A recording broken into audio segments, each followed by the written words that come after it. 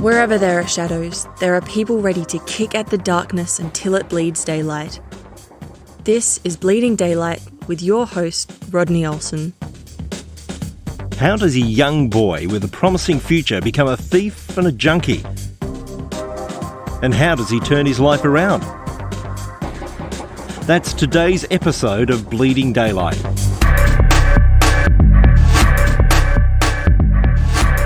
Jacob Hill was a straight-A student with a dream of winning Olympic gold, but his life took a number of unexpected turns, including crime, drug addiction, and coming very close to death. Some would say it's a miracle that Jacob is alive today. How did such a talented young man fall so far, and how did his life turn around?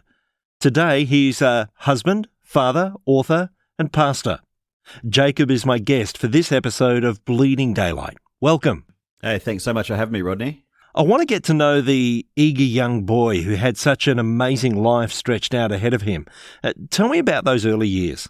Oh gosh, I just probably my biggest memory, or the sort of the overarching sort of feeling like I carry from my childhood is, like you said, eager. Like I loved life, and life was good, and my parents were amazing, and I was taught that I could do anything, and the results I was producing were showing it, and I just had such a confidence that that whatever I put my hand to, I was going to succeed at. And so yeah, I just was so excited for life and so excited for the future. So your studies were going well, and you're also excelling at sport. Yeah, so I didn't start out good in school. Like I look back, it was probably like ADD or dyslexia or something. I remember like every single recess I'd be kept in to finish work off, and homework was a nightmare. But then at some point it sort of clicked, and I ended up finishing primary school with straight A's pretty much. And then high school on a sports scholarship. It was like champion of athletics right through school.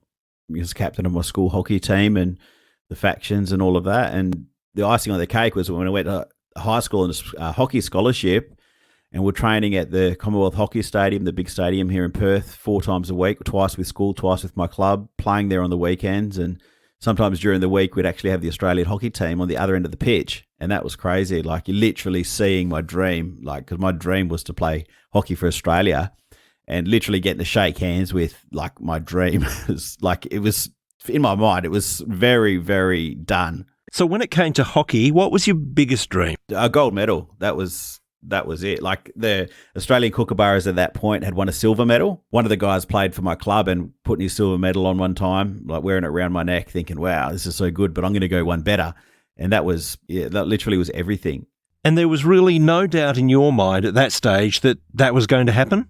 No, not a fraction of doubt. So how could all of that come crashing down? You're in high school, your grades are good, you're rising through the ranks at a rather elite level of playing hockey. How did all that begin to unwind? So at all about the same time, my parents separated, and I developed a disease in my knees. So within a couple of months, the rug was pulled out from under me, and I just did not know where I was, who I was, where I belonged. Everything I dreamt about was just gone, and I didn't have a backup plan. My identity was really busted up from my dad leaving, because I just sort of thought if he really loved us, he wouldn't have left us. And then I sort of, just a little kid, 13, really just got the message I wasn't worth loving. And then all of the other stuff I'd gotten validation for my whole life, that was gone as well. Because I was never like a real social kid. I had plenty of friends and stuff, but that was mostly, I think, because of sport, because I was a little bit socially awkward, and as much as I tried to put on a confident front, always pretty shy, and I totally lost, man, like just totally lost. So in the middle of this, your family's starting to fall apart, and you've lost your dream of representing your country and winning Olympic gold. That also means that hockey teammates that had become your closest friends are all gone as well. Everything's falling away beneath you. My mates were all guys I trained with and played with. All of a sudden, I couldn't play anymore. I could barely walk for a while. I remember just the pain trying to get upstairs and stuff, because I had this growing disease in my knees.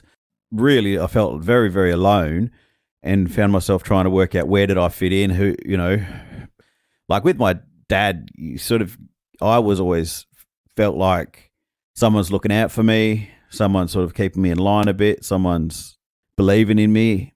And then with my mates, always, felt that camaraderie, that real team spirit sort of thing. You get the validation that you get playing sport, team sport. And I just lost both sides of, I guess, the people that gave me a lot of my identity. And I just really started to look for that. I was like, and I wouldn't have been able to tell you that as a 13-year-old kid, but looking back retrospectively, that's what I can really see. That's what I was doing. And that's why I actually settled hanging out with people who were really living a risky lifestyle that I did not agree with. I just wanted to belong. Like my brother was hanging out with these guys that started smoking pot. They were doing graffiti and petty crime, like break and enters and stuff like that. Man, I just wanted to belong, I think. Yeah, and I was pretty prepared to do anything to fit in. Tell us about your family. Did you know that things weren't great between your parents? Was there any inkling that their marriage was breaking down? And you've mentioned your older brother. Were they just the two siblings? No, at that time, there was my parents, my older brother, who's just a year older than me, and a younger brother who's 3 years younger. So all around that time, I'm just starting high school, sorry. So I'm sort of the end of first year, start of second year. My brother's in the same school. He was in the same hockey program. My parents had been, I knew that they were separating. So all around that time, we were blindsided one time with the conversation, but that was first before the knees. But before that, my dad was amazing. He'd take us camping all the time, fishing every weekend. He was at every single game of mine, take me to practice, would take us skateboarding and surfing and make sure we do our homework. And it just, could barely fault the guys on that side of things. And I really felt like betrayed by him going. The only reason he could have possibly left, the only rationale I could dig up in my sort of 13-year-old mind is that he really didn't care about us. It really, really rocked the foundation of what I'd believed about everything in life, who I was, who we were as a family, my Christian faith, because I was brought up in church. It really just scuttled me. You mentioned that your older brother had already started mixing with the wrong crowd, and it was around that time that you started dabbling in drugs yourself. Your brother's only a year older than you, so you're still both very young. How did the connections into that kind of world begin? Yeah, so I actually don't really know how he started to get involved, whether that was around the time my parents separated. Looking back, actually, I'd say that's what's happened. And so he started hanging out with these guys. So he would have been 13, 14 at that point. And then I've sort of joined in with them when I was 13. So he would have been 14 by then. Put a lot of it definitely down to the people we're hanging out with, our peer group, but also it had a lot to do with the music we're listening to. We're listening to a lot of hip hop. Drugs were glorified. So much of it was talking about how drugs are cool, how they're a way of making money, a way of basically dominating your circumstances. And it also spoke a lot about violence and how violence is, the way you get respect and the way you hold respect. We just really identified with that music and with that subculture, trying to emulate these guys. I'd never bothered that I wasn't smoking weed. I'd never wanted to do it. I didn't have any attract. There was just nothing there for me. But I was listening to a song. There's a line in the song said, "When you smoke," talking about marijuana, "when you smoke like I smoke, then you're high like every day." And I remember just listening to that song one time, and then just the penny dropped, and I was just like, I'm not one of the guys. I'm not like these people. And I felt like a real tryhard. I just thought, you know what? Today, I'm going to try marijuana. Because it was at the bus stop every afternoon, the boys would sit in a circle and pass the bong around. And I thought, today, when it gets passed to me, I'm not just going to pass it by, I'm actually going to try it. And that afternoon, I did that. I tried it. An interesting side note to it is the guy whose pot it was that day, he's a guy I grew up with. His family is actually the family that got us into playing hockey. It was a really good friend and a really huge influence on me growing up. And he actually died of a heroin overdose at the age of 20. So this is the guy who's, it's his pot. I've tried it for the very first time. And this is something where I think young people need to be told about drugs. People don't just go and throw their life away for no reason. Typically, these drugs have a really solid, immediate payoff, like in the terms of actually getting high. Like you feel really good. And that first time I got stoned, man, it was like all my problems were gone. The pain of my dad leaving was just gone. The disappointment of losing my Olympic dream was just gone. I really felt like I fitted in with the guys. And I actually had the thought that very first time, I remember like so clearly, it was looking back, it's almost like it was a thought placed into my head from the outside, but it was so clear in my mind. It was like, if I can just keep feeling like this, everything will be okay. And I was literally addicted to marijuana the very first time I tried it, which some people say that marijuana is not addictive. I tell you, I have no idea what they're talking about. But then I had another thought at that same day was, if this is how good pot is, I wonder how good all the other drugs are. And basically I went on a quest to, try all these other drugs. How do 13, 14, 15-year-old boys get their hands on the sort of money that it takes to buy these drugs? Well, I was 13. I started selling for the boys that were older than me to the kids in my year. And I would sell a certain amount of pot and I'd get a certain amount for free. And when that wasn't working for different reasons, like supply issues, you'd go and do break and enters and, steal from different things and different people and shops and all of that. It was really the start of a life of crime at that point. Yeah, it was. It was totally. And, man, you look at prisons, they're full. A majority of the people that are in there are because of drugs. You won't say it's easy money, but you don't have to be disciplined to make enough money to get by. So whereas if you got a job, you've got to wake up at a certain time, do what the boss says, and all of this. When you're just doing that life, you wake up when you want, you go out and do it. And for someone who's already emotionally crippled to the point where they have to, self-medicating, and that's all that drug addiction is you've got people that are in such bad shape, they're self-medicating to escape from their situation emotionally. You've mentioned that you were on a quest to try a variety of drugs. The Verve had a song some years ago titled "The Drugs Don't Work." Did that ever become your experience? Yeah, they stop soon enough. You get a tolerance builds up. The problem with it is that, well, there's multiple problems, but the first sort of problem is when the drugs stop working, and by that I mean they effectively they stop covering the pain. Is really, I think, the simplest way of putting it. That is, you can imagine even medicine will tell you this. You're taking painkillers for a pain and you take them a longer time enough and your tolerance keeps building up. You need to take more and more of them to deal with that pain. Or if you keep doing it long enough, that will stop dealing with the pain. And that's what happened to me, like the marijuana and stopped making me feel good, and the alcohol stopped making me feel good, and the pills I was popping and the acid and everything wasn't making me feel good anymore. But at the same time, I couldn't not use them because not using them made me feel even worse. So it was almost like now you've got no payoff for using drugs except that you don't get the really horrible withdrawals or the really horrible problem of being straight. And basically what happened from there was, I think I was 16 and I made a decision. I was just like, I felt so stuck. I was like, I need to get high. All of these drugs aren't doing it. I was like, I'm going to try heroin. And I knew what that meant. I knew that heroin was super addictive. I knew that it was super expensive, super dangerous. I was a smart enough little kid as well. Like, I actually weighed it up and thought, the pros and the cons. And I knew that there was no upside to this, but I still did not feel like I had another choice because I didn't realize that I could stop using drugs. That wasn't in the equation. So it was just like, well, the only solution I could see was to go harder, even though I knew it was going to cost me everything. And so I did it. I started using heroin. The very first time I shot heroin, I was 16.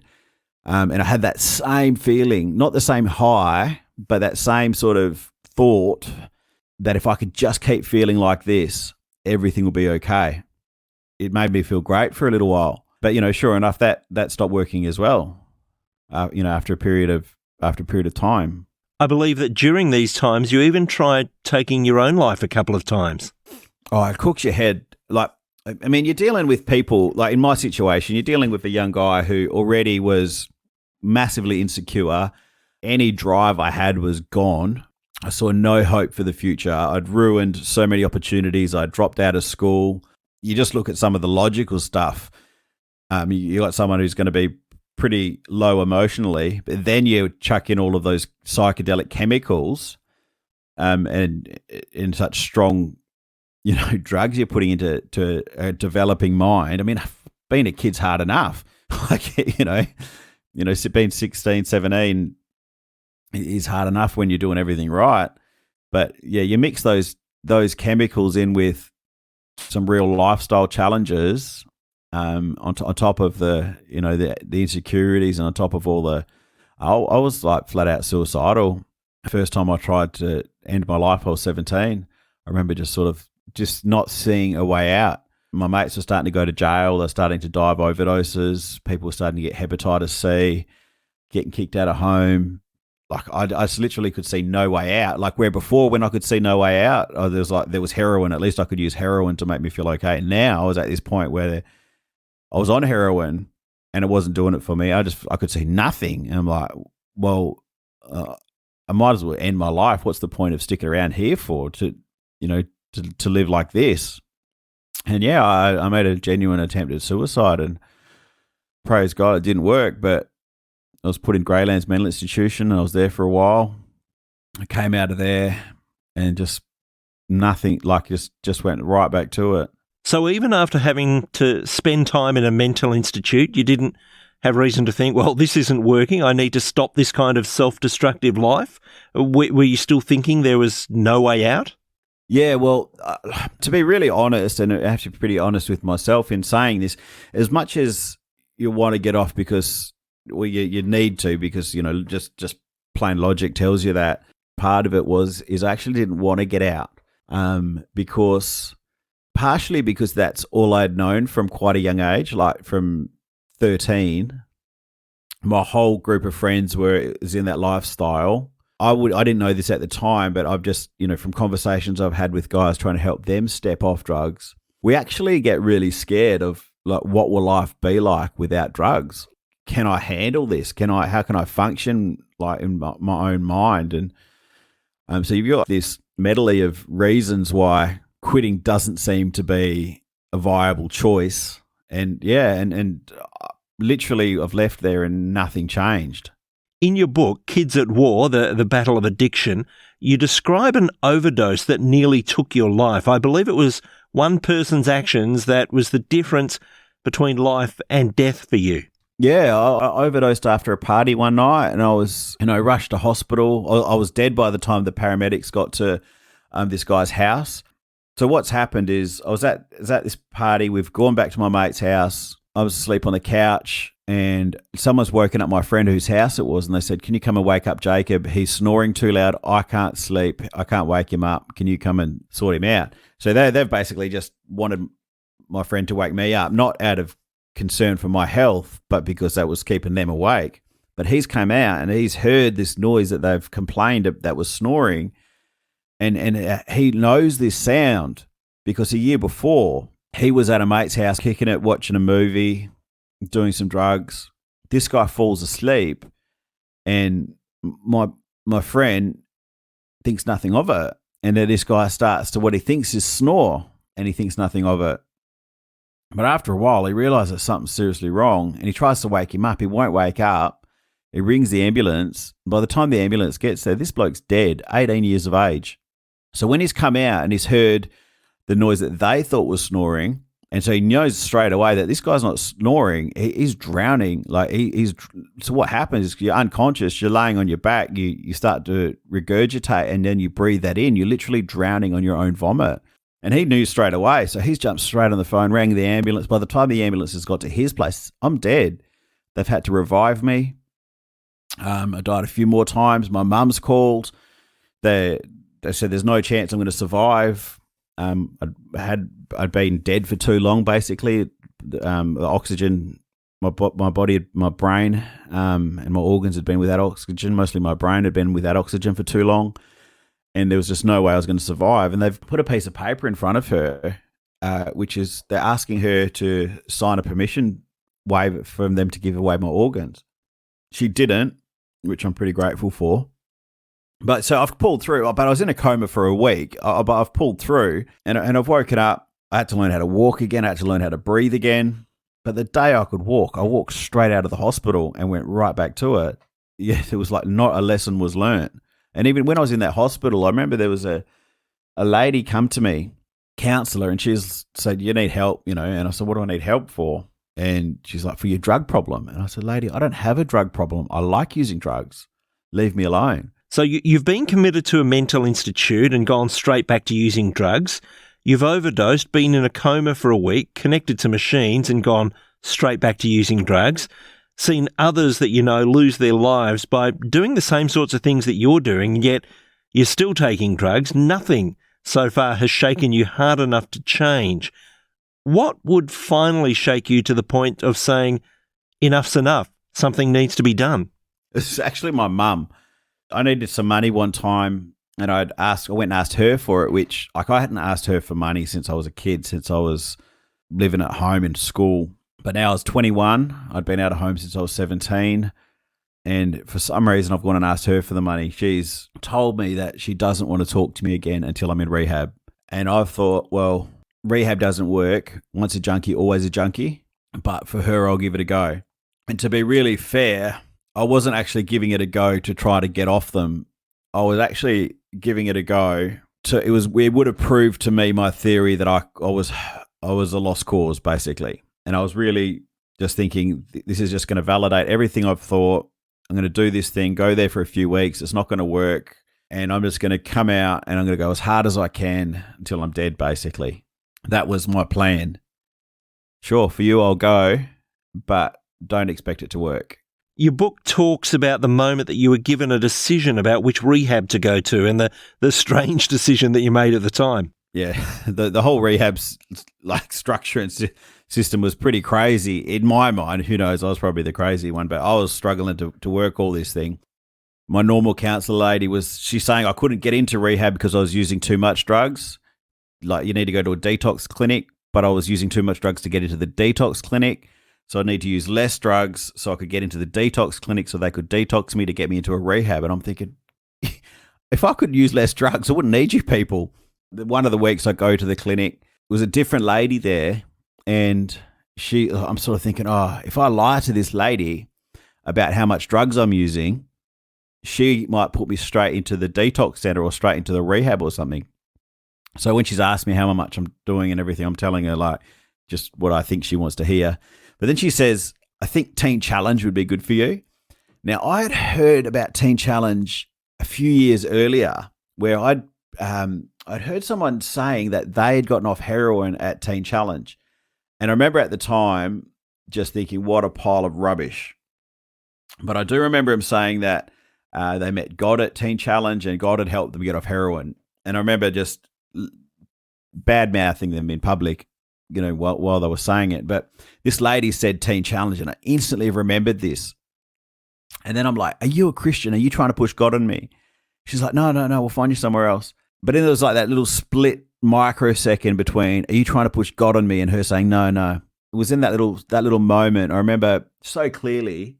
Just like everything slowed down, got quiet for a minute. I had a little conversation inside my head with God, and it was just like, man, this chick had talked about a miracle, like about God helping her get off heroin. And if that happened, that was a miracle. And I was thinking, the only way this is going to happen is a miracle, because I didn't even want to stop using. As much as I hated the life, and it was all I knew. And I remember in that little split second just saying to God, I said, God, if you're real, you can make me stop wanting to use drugs. And I said, if you do that, I will serve you for the rest of my life. She's like, no, we'll find you somewhere else. I'm like, no, give me the God place. And she's like, no, we'll find you somewhere else. I'm like, lady, give me the God place. And I don't remember much from there but I was a couple of months later, ended up down at Teen Challenge, and the fun really started.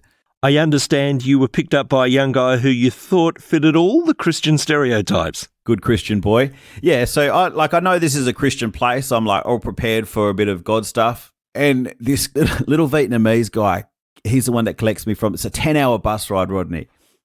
So he comes out, he collects me from the bus. he was so clean cut. Look, he just was like a church boy looking kid. And I'm just like, oh my goodness. I remember just feeling so hopeless at that point. I was like, this guy looks like he's never even had Panadol. And just thinking, how can he help me? But then I got talking with him. And he was into the same stuff I'd been into. He'd been through the gangs and dealing heroin and, all sorts of nasty business. And it's just like, to talk to him, you would never in a million years think he had a habit. Like it was just like, whoa, this guy's the real deal. And I remember it was just literally on the drive out there where I actually had the thought, I was like, wow, this is possible. I can do this. Like if it happened for him, it can happen for me. All this time, you've thought that there's no hope for people like you who are addicted to a life of drugs, yet he's living proof of that change being possible. Yeah, right in front of me, and saying he'll walk alongside me through it too. You're talking about having to detox from everything you'd been pumping into your body, and you'd lied to get there because you understated what drugs you were taking, so they don't even know what they're dealing with when you walk through the front door. Oh, man, I was sick. So I'd taken a bunch of drugs that day. So I've slept fine that night. But, man, after that, I did not sleep well. So the first morning was probably the start of the wake-up call. So someone's knocked on my door at 7 o'clock in the morning. And I'd be like, the only time I'd ever be up at 7 o'clock is if I hadn't been to bed yet. So I'm like, this guy's knocked on my door 7 o'clock. So it's time to wake up. And I just sort of went off my brain at him. I just was like, you get out. This is like one of the staff members. I'm like, get out of my bleeping room or I'll cut your bleeping throat. And, he left. I didn't see him again for the day or for the morning. And they let me sleep it off. And, oh, man, that was the last time I slept for so long. I remember for that first couple of weeks, just so sick, Rodney. Like, man, like there would be times where I'd literally fall to the ground. My muscles, all my body just totally seized up, cramping to the point where I'm actually curled into a little ball, like not my choice, and shaking and feeling like I was being electrocuted and stuff. And like I'd just be, every chance I got, I would just find a piece of sun to go and lay in just because like I was sick, man. But I wasn't sleeping either. I remember like every night we just be like looking forward to going to bed because I was so tired. But then not sleeping, and like the amount of times I watched the sun come up, it was months before I could sleep again. It was horrific. You said that you believed only a miracle could turn your life around. This supposed cure is sounding pretty horrific. So when did the miracle come? I reckon it came when I met that guy at the bus stop, because the night before I left, I'd popped my shoulder out in a fight. So I dislocated my shoulder. And I've gone to which didn't help the sleeping situation. And so they've taken me to the doctors, and I had the option for something to help with the pain and sleeping. And I'm like, no, I don't want any of that stuff. Like, I don't want anything to help me sleep. I don't want anything to help with the pain. I just want to have nothing to do with drugs, even the prescribed stuff I was just like, I don't want anything. And so it was like literally that straight away. I just had no taste for it at all. Even though I had to go through the detox, the physical side of it, emotionally, I was done with it. Like I was through it. Yeah, I mean, like not learning how to live like a healthy life or anything, but as far as wanting drugs, I was done, like day one. So after the horror of the detox, it was then a matter of learning how to live a healthy life. What did that mean for you? Well, I talk about that detox, and it's like, it sounds pretty bad, and looking back, it was terrible. But that was the easy bit. Like you can make your body do stuff. You just got to watch a marathon and you see some people doing some pretty incredible things.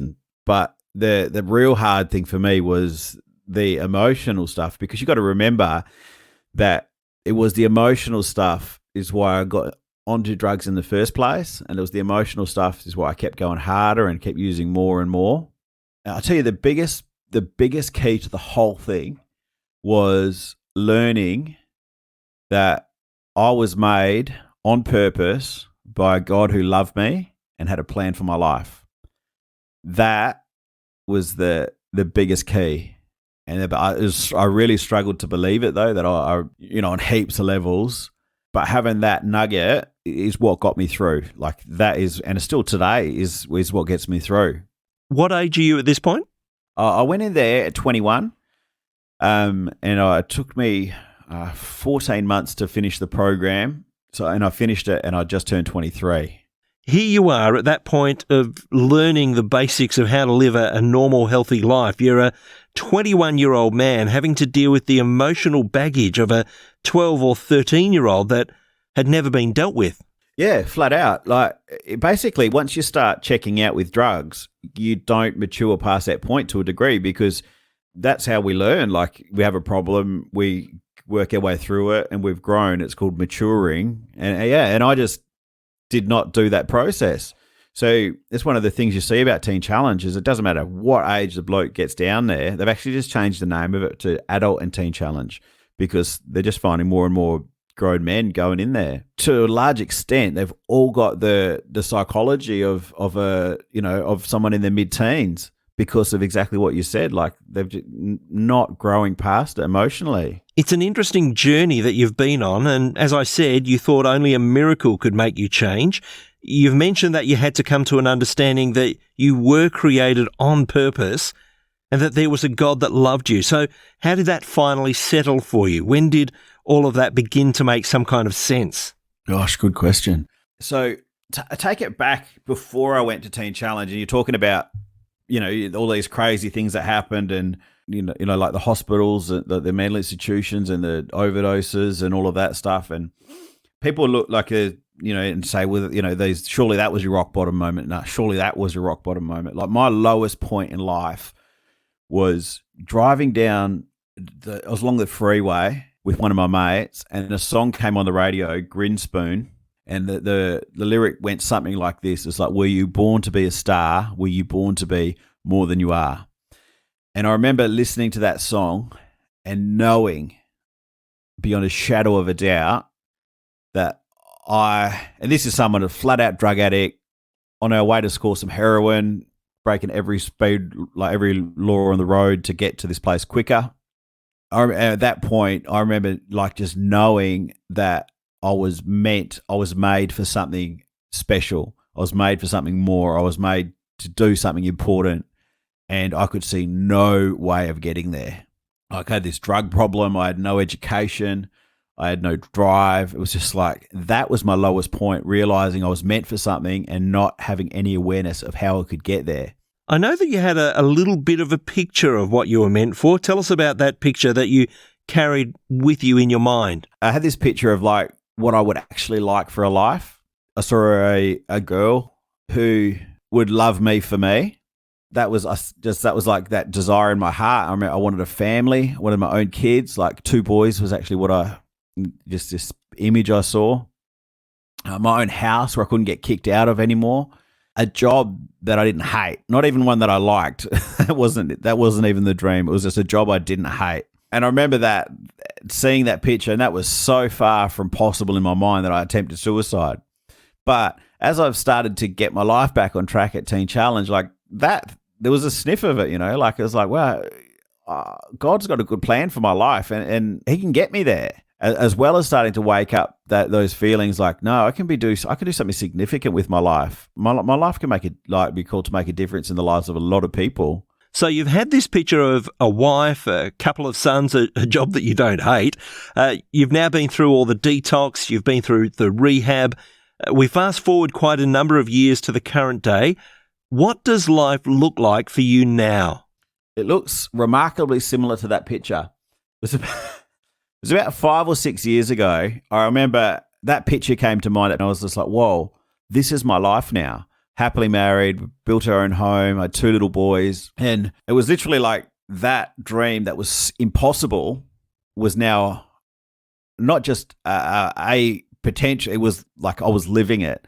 So, and it was just like far out. The impossible is real. Like, I'm literally living this impossible dream, and it's now tangible, and I live in the house, and I tuck those boys into bed every night. And there was a dog in the picture as well, and I got a really cool dog. But it was just like, whoa. I was just like, it's time to dream again. And I went back to the drawing board. It was just like, open up my heart. I was like, right. Like, I know that I wasn't just created to have my 2.4 kids and my own little piece of Australia. I was like, I am created to do amazing things. And I went back to the drawing board. And at that time, I was pastoring a church. The church we're we're still pastoring now. But as a young guy, it was literally my dream job. Forget about a job I didn't hate. It was like my dream job. And I, just dreamt again and put a few more things on paper. And then God sort of added some surprises to it. We had a beautiful little girl.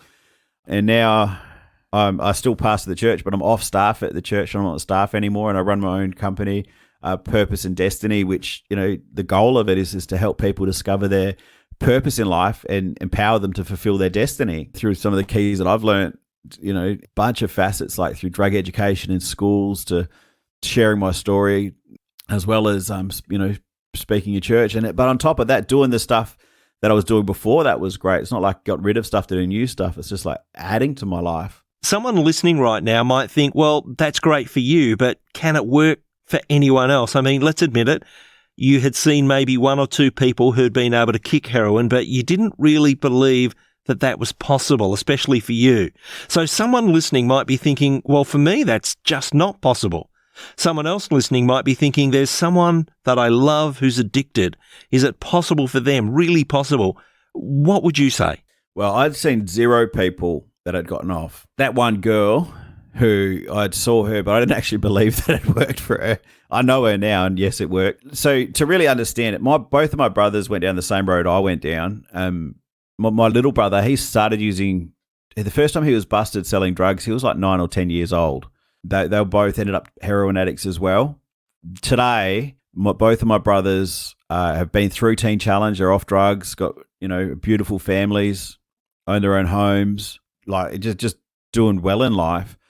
My friend who rang the ambulance for me, he's off drugs. He's actually goes to church with us. And a real kicker was, I just realized the other day, that guy that I was driving in the car with when I say that song came on, and where I had that, were you born to be a star? That guy, he's been through Teen Challenge as well. He's off heroin too now. He's happily married, and man, God is, if you've done it for one person, he'll do it for anybody. But to take it one step further, my wife, Melissa, her story basically reflects mine perfectly. Change a few names, a few dates, a few details. Her life is exactly the same as mine. And then she's gone through Teen Challenge, encountered God, kicked drugs and alcohol addiction, and really had a radical transformation. And now she's another one. So it definitely is good for me, but I'm not alone. It's good to know that there is hope available for people who have thought that things are hopeless. If someone is wanting to perhaps get in touch with you and talk through some of the things that you've experienced that would help them on their way, or even get a hold of your books, how would they do that? Probably the easiest way would be maybe jump on my website, which is jacobhill.org. And there's a connect page there, or, if they look me up on Facebook, and I'm pretty good at responding to the messages and stuff. Jacob, your life has certainly had many ups and quite a few downs, and I'm sure that it's still not a perfect life, but it's in a very different place to where it was. You say that really it came down to a miracle, and that miracle is still happening every day. Man, I get to see it every day. I've got friends that are still in the scene, and I still pray for them, and I still hope and believe that they'll come through it. And I watch them over the years. I watch them just one at a time, just coming through it. Jacob, thank you so much for your time today. As I mentioned, you've written your story down into a book that people can grab hold of if they want to read through and get some of the stories in a bit more detail. It's called Kids at War, The Battle of Addiction, and it's a great read. We look forward to seeing where this miracle will take you next. It's been an absolute delight to chat with you. Thanks heaps for having me, Rodney.